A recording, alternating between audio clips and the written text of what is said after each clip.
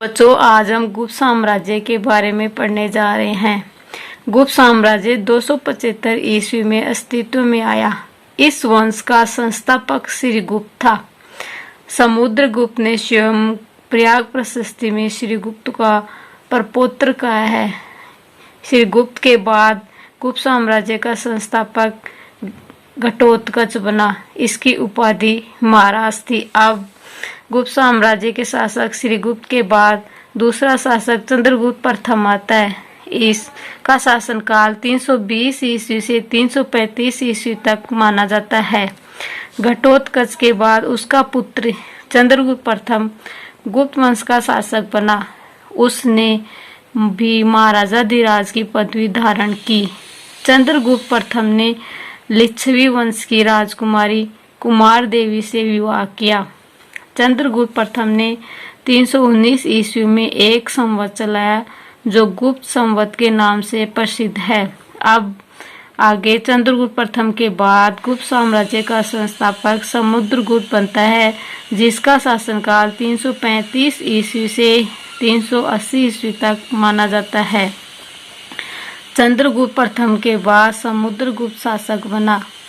समुद्रगुप्त के दरबारी कवि हरिशेन ने उसकी सैनिक सफलताओं का विवरण इलाहाबाद प्रशस्ति में किया है। समुद्रगुप्त के द्वारा 5 क्षेत्र जीते गए थे।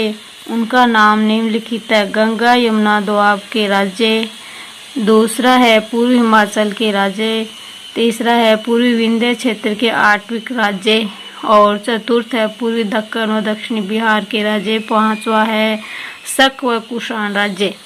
समुद्रगुप्त के पास एक शक्तिशाली नौसेना भी थी। समुद्रगुप्त ने अश्वमेध यज्ञ भी किया। उसके सिक्कों पर अश्वमेध पराक्रम भी लिखा हुआ मिलता है। उसे कविराज भी कहा गया है। वह संगीत में निपुण था। एक सिक्के पर उसकी आकृति वीणा बजाती हुई। समुद्रगुप्त के बाद चंद्रगुप्त द्वितीय गुप्त साम्राज्य का शासक बना। चंद्रगुप्त द्वितीय का शासनकाल 380 ईस्वी से 412 ईस्वी तक माना जाता है। चंद्रगुप्त द्वितीय समुद्रगुप्त का पुत्र था। उसका नाम देवराज तथा देवगुप्त भी मिलता है। उसने अपनी पुत्री प्रभावती का विवाह कटक राजा रुद्रसेन से किया, जिसकी मृत्यु के पश्चात प्रभावती अपने छोटे पुत्र को गद्दी पर बिठाकर राज्य की वास्तविक शासक बन गई। चंद्रगुप्त द्वितीय ने उज्जैन को अपनी द्वितीय राजधानी बनाया। शक विजय के पश्चात उसने विक्रमादित्य की उपाधि धारण की। अब आगे चंद्रगुप्त द्वितीय के बाद कुमारगुप्त महेंद्रादित्य गुप्त साम्राज्य का शासक बनता है। कुमारगुप्त महेंद्रादित्य का शासनकाल 414 ईस्वी से 455 ईस्वी तक माना जाता है। चंद्रगुप्त द्वितीय के बाद उसका पुत्र कुमारगुप्त शासक बना। कुमारगुप्त को नालंदा विश्वविद्यालय का संस्थापक भी माना जाता है। उसका राज्य सौराष्ट्र से बंगाल तक था।